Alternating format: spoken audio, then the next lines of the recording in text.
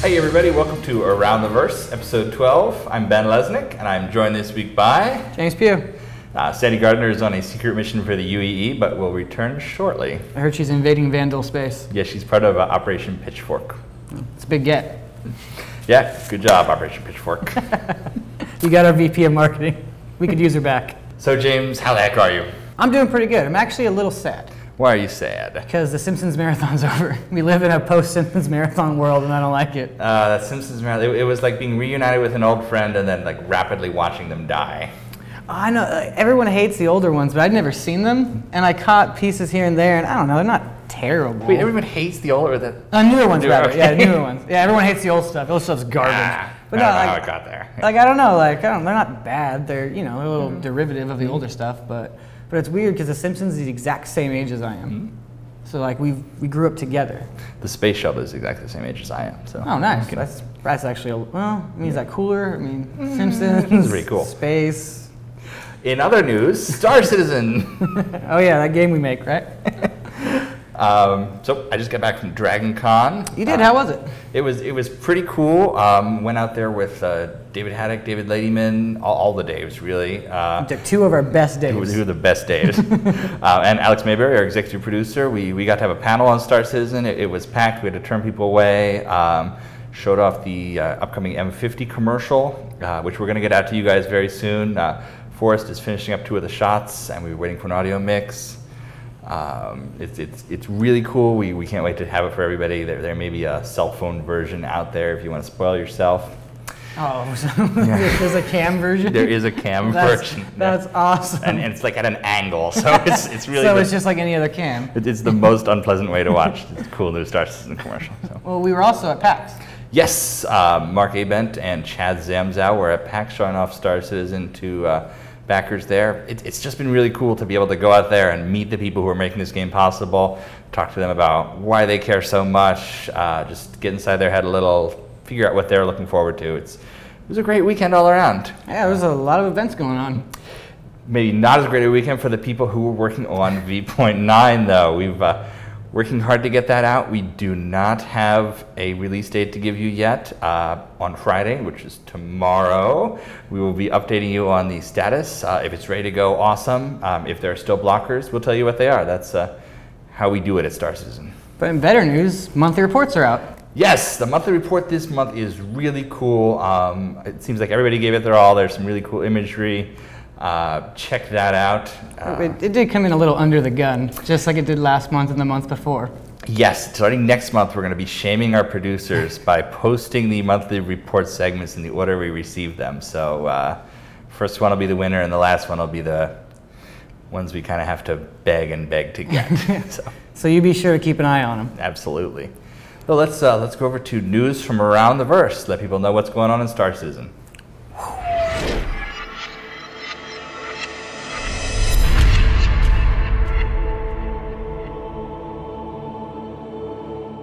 Taking it module by module, let's start with Arena Commander. And obviously the big news in Arena Commander is that we are working very hard to get 0.9 out. We've got a lot of tired devs wanting to get you guys racing. Programming has finished game rule tweaks that allow you to host private matches. And we've made some fixes to the Avenger, which, as you recall from the last patch, did not work at all. So the landing gear are there, and you'll be able to get back in as soon as 0.9 hits. The AI team is helping NPCs to deal with their new faster ships. That's right, yeah, we doubled the speed of all these ships in 0.9. It makes racing more fun, and it's going to make dogfighting a little more interesting. So that means Chad's been pretty busy. Yep, so Squadron 42. Foundry 42 artists have completed the science wing in the living quarters of the Shubin station. That thing gets more impressive each week. It's a real living, breathing space station at this point. The tools programmers out there are updating the mission editor software they've been working on creating to allow for interactive conversations. Team Moon Collider are implementing first-person combat to the test level. And most excitedly, we have our first working AI bridge officer. In the past, when we wanted to have a character go up to a station and move, we would have to literally script out each thing they're doing. Now, thanks to the guys at Kythera, we can put somebody there and they know what to do on the bridge. It's cool seeing it in action. That's a huge step. It is, it really is. Yeah, to get them to actually interact with the world, that's pretty big. Yeah, and it's one thing with Star Citizen is you have all these little steps. It seems like we're so far from having a working game, but once you get something like that, it just multiplies and multiplies. So. That's awesome. Good job, guys. All right, next over the persistent universe. Design is working on the inventory management and sample mission environments.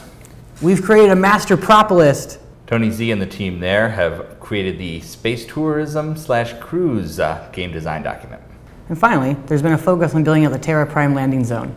Now, does that mean zone or zones? Zones, although they're focusing on one of them in particular first. All right. Do you know which one? The Terra Prime, the main port. Nice. Next up is your favorite, ships. Ships! Yes! Lots of work on the M50, including the damage states, LODs, and thruster effects. This puppy is ready to fly. And we've also been getting the 350R ready to race. That'll be all in 0.9. The HUD is getting major updates, including weapons, power, and shield management screens. And the Mustang variants are starting to come off the assembly line. We can't tell you what they all are yet, other than the Mustang Omega Racer, but they're looking good. The 890 Jump is getting some additional interior work. And finally, our concept artists in Santa Monica have picked up the Carrack. Finally. Yeah, I know. Everybody keeps they're trying to buy it. They don't even know what it is yet.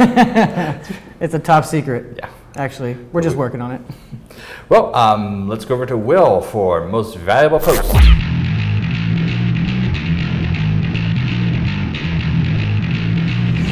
Hey everybody, I'm lead moderator Will, here to bring you this week's MVP.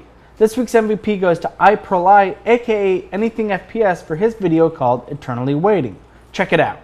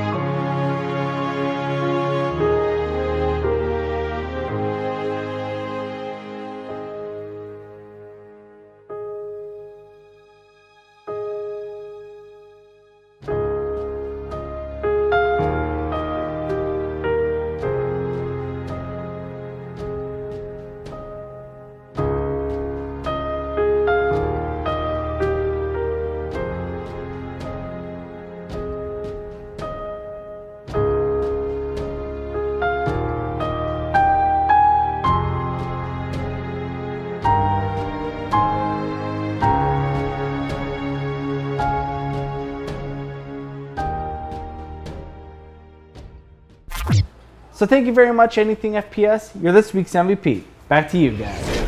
Thanks, William. That's awesome. And you're not James? Not yet.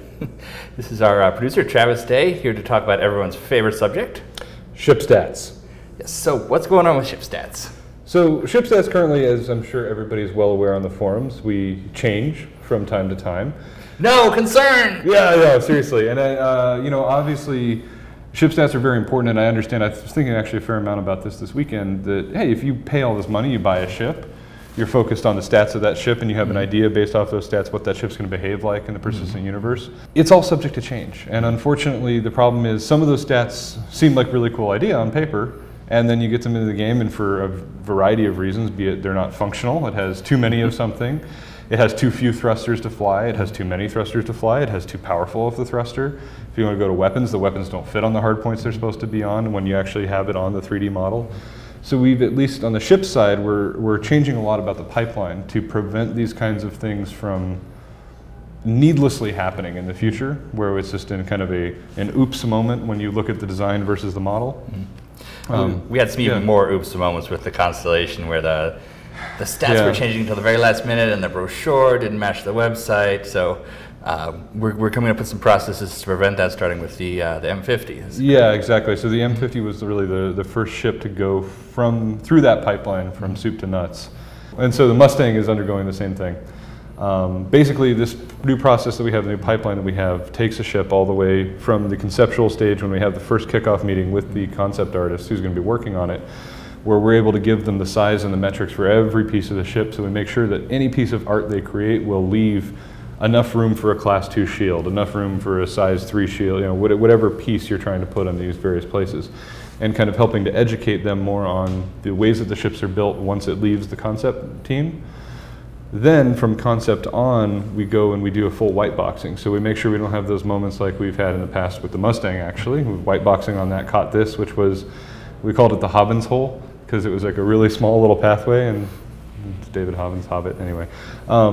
So we catch things like that, where there's not enough room for a walkway, there's too much room for a walkway, there's not enough room, the shield, or I'm sorry, the weapon actually can't gimbal the range that it's supposed to be able to gimbal, and all these different little things. So we think we have a much better process going forward, but there is still one piece of the process that's going to be probably a continued point of consternation for the community, which is once a ship is done, possibly even by the point that it's already in the game and people are playing with it, we reserve the right to change those stats again, because if we have something introduced into the ecosystem that is destroying all the other ships, it would behoove us to make sure that it is balanced and fair. So there will be points when that's necessary, although they will come with very good reasons. So, and I think, Ben, you can speak to that. We'll be explicit about why we're doing these things. Yeah, starting with the M50, when we change stats, we're also going to be having a posting explaining why they had to be changed, dealing with the individual changes.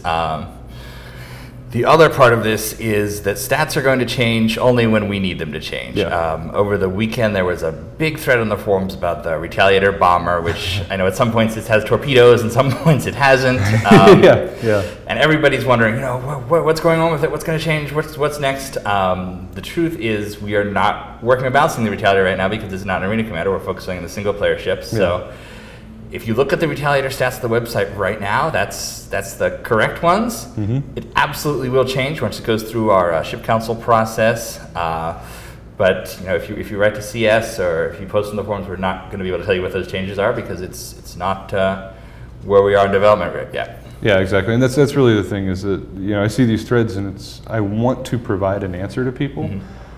But we don't even know ourselves because it's not what we're focused on. Right now we're focused on making the Retaliator with the current stats that it has. Once that's done, then we'll look at it and say, okay, how does this function in the universe? Does this fulfill the role that we had laid out for the Retaliator? And I think a lot of people, I remember there was some discussion on the M50 itself. I mean, the ship is fast as hell. It's one of the fastest ships in the game. But there was even discussion about that. Are we changing its role? Well, I thought it was supposed to be a racer. Is it a dogfighter because there's going to be missiles on it? Or it's, but all of these different things is the balance we're trying to achieve is to make sure that it does fulfill the obvious role that it has within the universe. So, and I think you'll see in the explanation for the M50 stats that the goal is not to drastically, the ship went from being a freighter to being a fighter bomber. I mean, that's not exactly what's going to happen. It's more like, it was going to be a freighter. The Freelancer, for example, went through so many things with the cargo. It's going to be a freighter. And okay, well, how big of a freighter? Well, about this big. But at that point, we had no metrics for if this is an inch, a mile, were we using metric or standard? Mm-hmm. And then once we get those things, we start categorizing them into where they actually rate amongst one or the other. And so that's why stats change. It's not to dick people around. It's just to make sure that we have a fun and balanced game. And we will say keep posting your stat questions on the forums. We can't necessarily answer them, but we like seeing your concerns because they will we will be bringing those to our meetings as we discuss these ships. Yeah, and actually that's a really valid point. I've heard Chris say it many times. I've said it. It is very, very fun and helpful even to put out stats and then see the people on these threads completely just theory craft this thing to the nth degree until they go, conclusively it's unbalanced, and you go, yeah, son of a bitch, he's right. And this is the best ship. It's the secret best ship. That's never going to happen.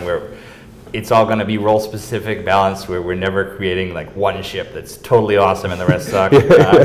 So if you find that ship that you have conclusively proven with the stats is the best ship in Star Citizen, you can pretty much guarantee that's going to change by the time it's the game. One of our favorite, just we had QA come through with a whole bunch of feedback on all the different ships in Arena Commander, and this one guy in particular, who not naming names, was basically like, yeah, so this particular ship, it needs to have more shield power, it needs to be a little bit faster, it needs to weigh a little bit less, and it was like, okay, yes, we could just create the ultimate death ship, but just for you, but that is not what we're here to do. Well, thank you for taking your time away from producing Star Citizen to help us with some of these ship questions. Yeah, no worries. And since everyone now knows you're intimately involved with the ship creation process, you will get no sleep on the forums. Yeah. Well, let's go over to our best damn customer support team ever, but this week it's not going to be Allie and Chelsea. We've found a customer support person you and I are not married to. Weird. It is weird. We're growing as a company. So let's meet Ali Coker in the UK.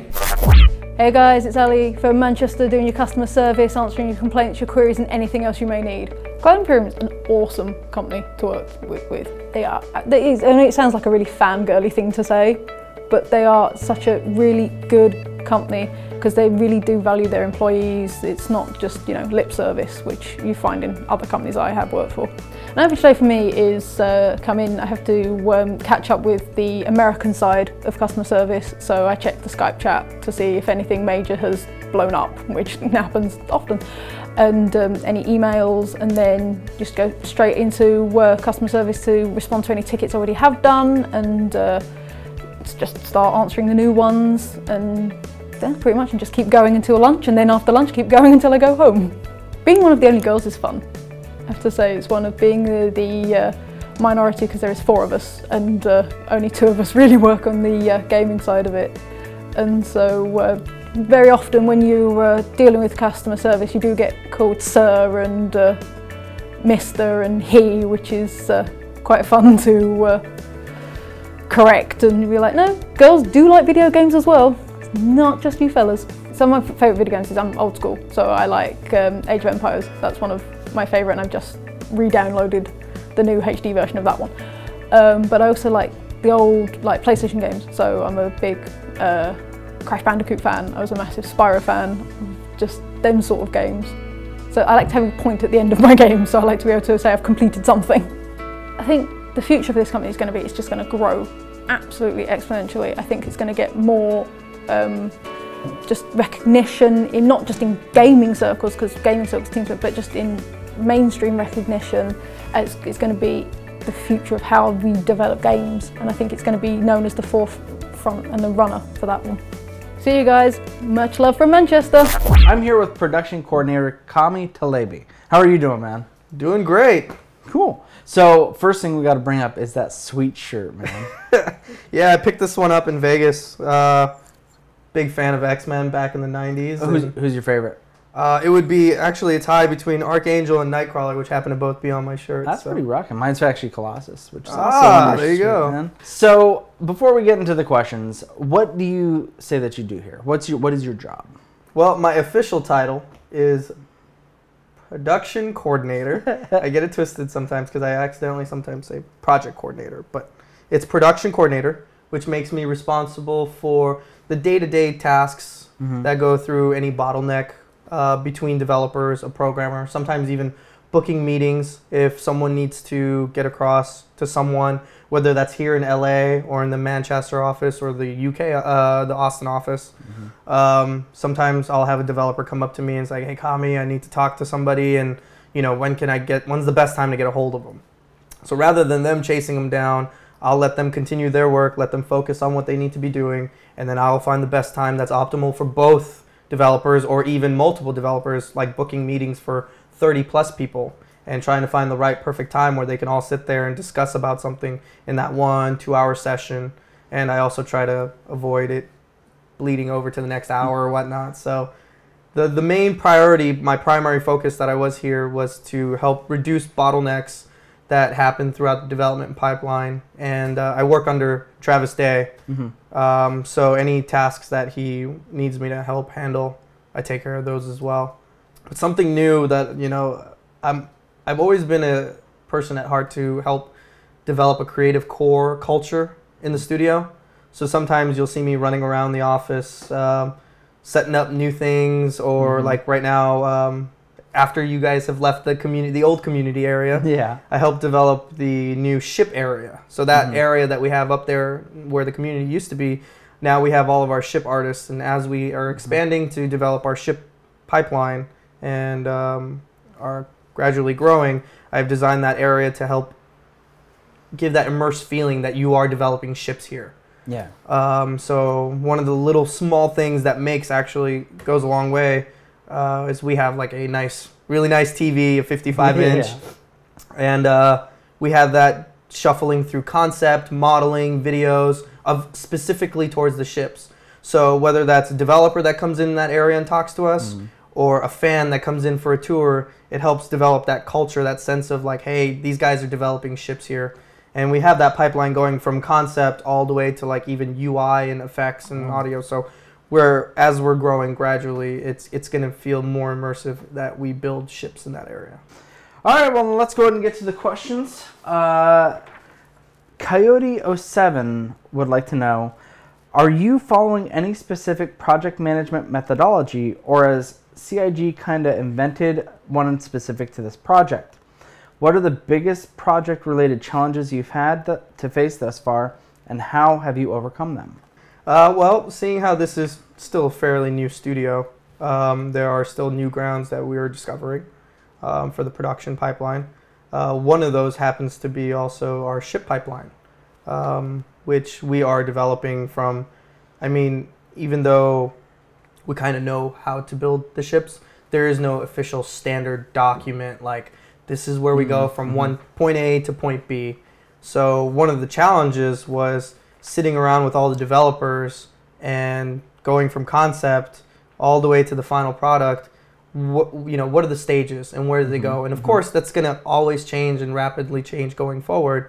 We had to sit down and actually hammer those things out, and I had to sit and talk to them, and it was very hard for them to say like, well, this is the next step, right? Because they don't want to let go of that product or that stage or that level, right? So I had to tell like the concept guys, I'm like, okay, at what phase do you no longer concept this ship, right? And they're like, well, technically we don't, because if there's some modifications, adjustments that need to go back, concept needs to be part of the iteration, which I understand and I agree.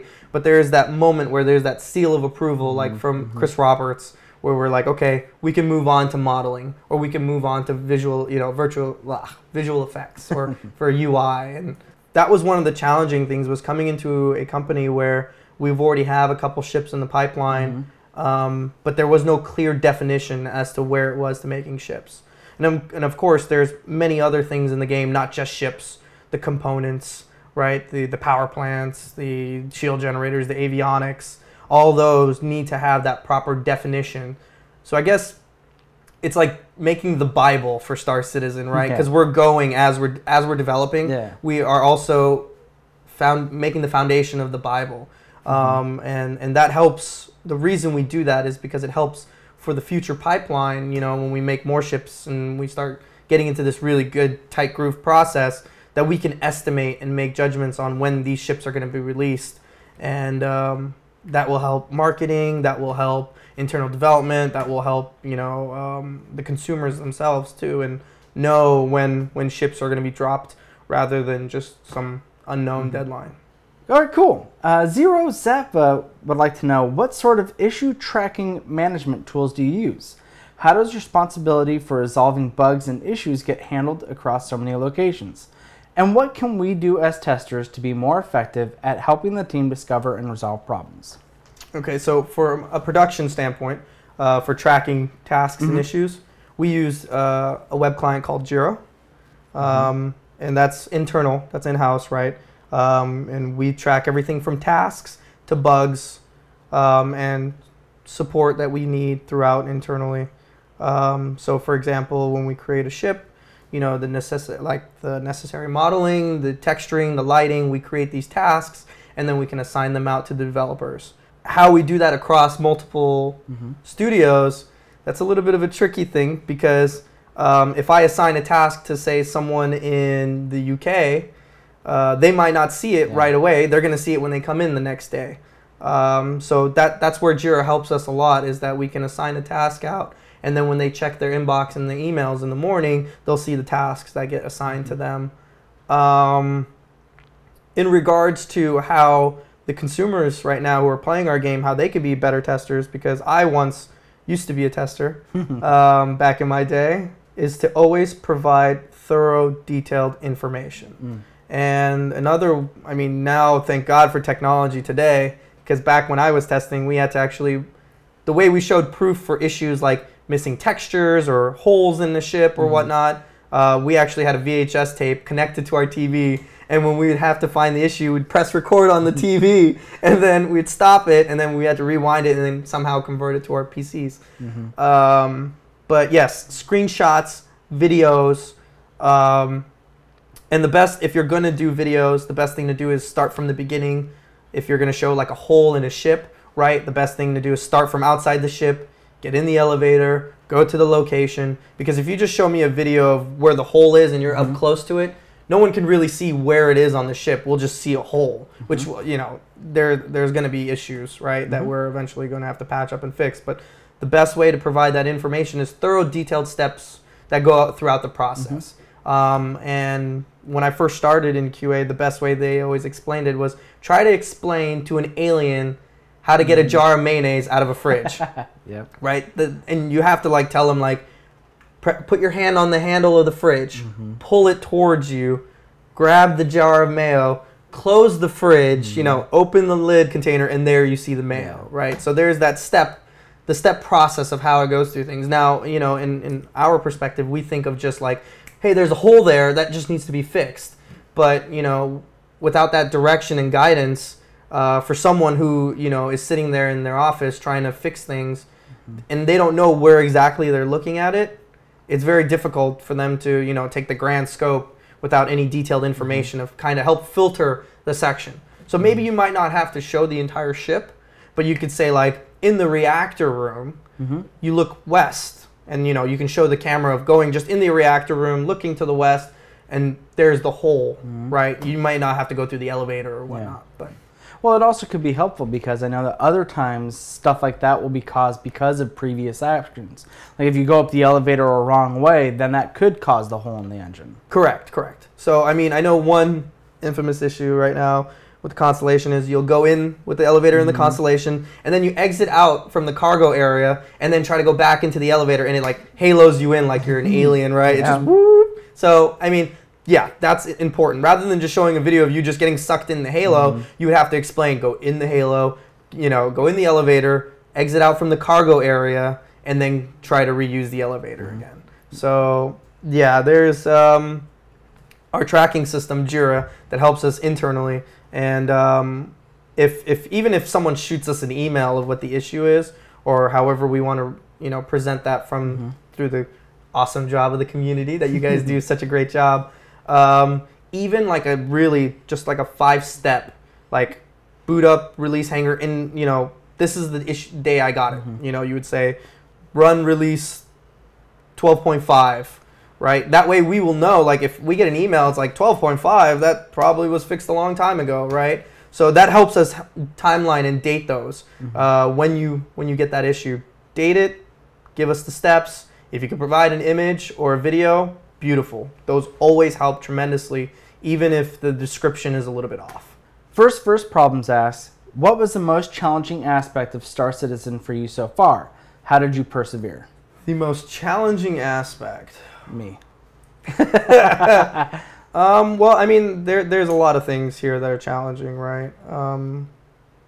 Because we're still growing and going through. But Gamescom, it was a very challenging task because we had a lot of announcements, right? And one of the things was, we can share this information. Dan Tracy, who was working on the Constellation demo, was also being used to show the Murray Cup racing demo.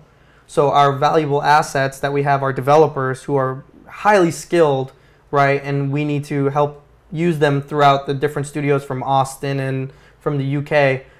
We have to use their time wisely. And that's a big challenge. Like right now, we have some of the guys from Austin down here. Now, that helps us necessarily focus on what we need to help release our future pipeline. However, that might affect maybe someone who needs a question from that person in Austin. So, for example, when we had Dan Tracy, and this is probably one of the difficult things of my task, was back when we were working at Gamescom, Dan Tracy was in the UK, and I still had here everyone in for the Constellation demo here in LA. So in order for me to tell Dan Tracy, like, hey, this is what we did, rather than sending an email, because Dan Tracy gets anywhere from like 1,000 emails a day. So for me to throw an email to him, it would just get wiped from all the other emails. So I would wait until he got in the office in the UK, which would be roughly around 2 or 3 o'clock in the morning here. And then I would sync up with him, because as my responsibility is to accumulate and grab everyone's tasks and put it in a report, or just talk to him like, hey, Dan, this is what happened in the LA office. So when he gets in the office, he knows where to take off from there. That was one of the challenges, was because we were both, well, Dan Tracy, who's from LA, he's was one of our responsible people for the Gamescom demo for the Constellation. That was a very challenging task, as our resources are very limited right now, and we are still growing, right? But right now, currently, we have a bunch of guys wearing multiple hats. So the position of losing someone to work on a different task suffers or doesn't suffer, but him having to multiply, or him or her having to multiply on, or like to do multiple tasks at the same time, is somewhat challenging, especially when these poor guys don't go to sleep. And from my perspective, I feel like, well, if they're working that late, then I should be working that late as well, because, you know, we're a unit, we're a tight fit, and we need to all be in this together when we put out a great product. So that was very challenging, was having those guys being moved from different studio to studio to help other resources, even though each studio has their own deadlines and they all have to make it at the same time. So it's that crossroads of our company expanding and, you know, our company still meeting those deadlines. It's like, okay, well, we got to share our resources, and those resources happen to be our very talented developers. And how did you persevere? Coffee or Red Bull? Well, I personally don't drink coffee or Red Bull. But I would stay late, 2 or 3 in the morning. I would ask guys around, you guys want some pizza? You want some coffee? There's a great coffee shop down, you know, cappuccinos. I would make sure the developers felt comfortable here when working on Crunch. Now, it's not easy. Crunch is never easy. An overtime thing is something that takes a toll on you, because you don't even have time to go do laundry, right? So, you know, being in that position where I'm sitting there and helping where I can, you know, not necessarily managing, telling them they need to do this on the Constellation, they need to do that. It's more of like a kind of support, like, hey, how can I help? Who do you need? Where can I fill in those cracks to help you feel that, like, that crunch doesn't hit you as hard, right? That transition. Is there a magic time for international Skype meetings, given the time zone differences, or is there a flip of the coin between LA and UK on who gets the late meet? Has there ever been an issue where one studio finishes a project too quickly for another studio to work with? And are there bug smashers divisions in each office?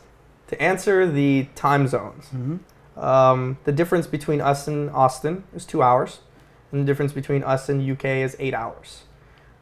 So when we do our morning meetings here in LA, because this is where Chris Roberts is located, it's only 2 hours away from Austin. When we do our meetings, our leads meetings, or our morning meetings at 9 o'clock, it's only 11 o'clock in Austin, so that's still doable. And it's around roughly, I think, 6 p.m. Austin time. So, or is it 5 p.m.? So they're roughly leaving the office, but UK would be the studio that gets the late meet regarding to doing the meetings that we all sync up. But yes, there are meetings, sometimes daily meetings when it comes to Crunch, which we call handoff meetings. I know QA has a handoff email that goes from Austin to UK, like, hey guys, we're leaving for the day. Here's our meeting notes. So when they get in while we're sleeping, they'll see it. But then at the end of the UK's shift, we have a meeting where they can actually meet all the leads. They sit down and talk about the next release, what are our deadlines, what are our bugs, what are our tasks.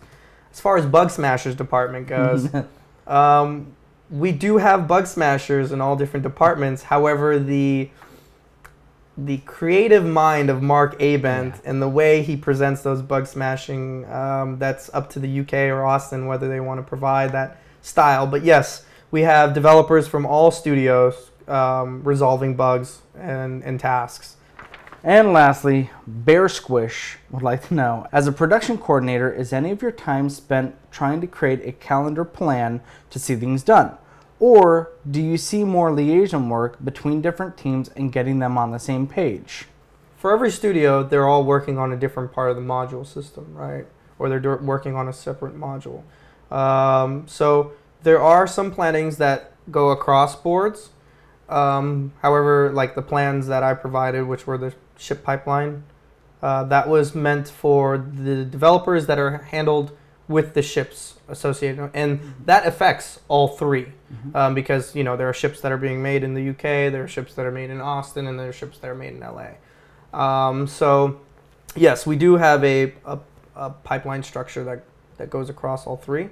However, each project coordinator, each producer has their own views of how the proper guideline for that studio works. The style of production varies for studios, and sometimes when I work with Travis, we have this tag teaming view where Travis will deal with all the overview for the ships, and I'll tackle all the day-to-day things like where we need this task created, or this task needs to be done by the end of the day, and we need to line these stuff up and have it finished for the week. We all have different styles, but the objective is to make sure that we all meet the exact goal at the end. And before we go, I got to know, what's your favorite ship so far? My favorite ship so far it's a tie between the 300i and the M50. The 300i gives that Blackbird X-Men look, which is very sleek. But the M50, oh my God, the parts are just so detailed, and just looking at it, just so immersive. It's so real. You feel like this belongs in the real world, but and to see how fast it goes. Well, thank you very much for your time, and back to you guys. Woo! Can't believe you said Archangel. What a waste. What? Archangel is such a waste. Wait, which Archangel? Well, that Archangel is pretty slick, but like the first... This is the one where he's with the Apocalypse. Yeah, I know, but then he got the spikes. But like before Angel is this like such Angel a is weak as hell. Yeah. No, this is Archangel. Yeah. I didn't say Angel. Oh, true. It's Archangel.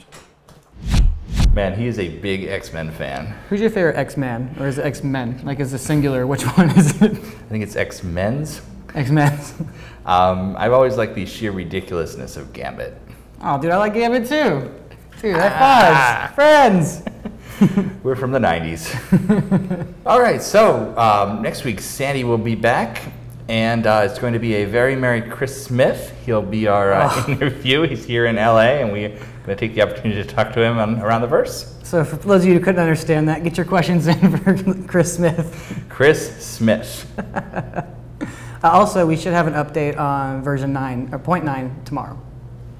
I'm dreaming of a white Christmas. You're not going to let that go, are you? No, I'm not. Tune in next week for dozens of these puns. Great, now no one's going to come back.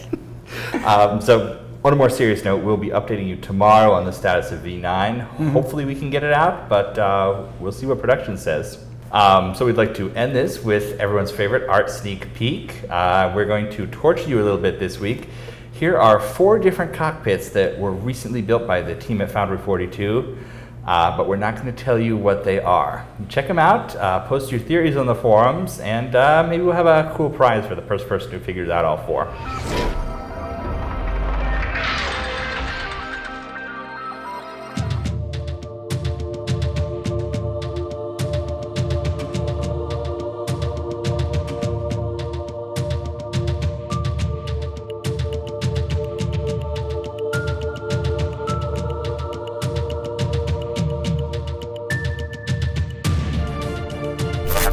I think I've got it figured out. Can I win the prize? Yeah, go ahead. I think fans would riot if I won the prize. I think they would support you. Thanks, everybody. Ben, what's the last line say? The last line in the script that you wrote says, "Waves and smiles." See you guys around the verse.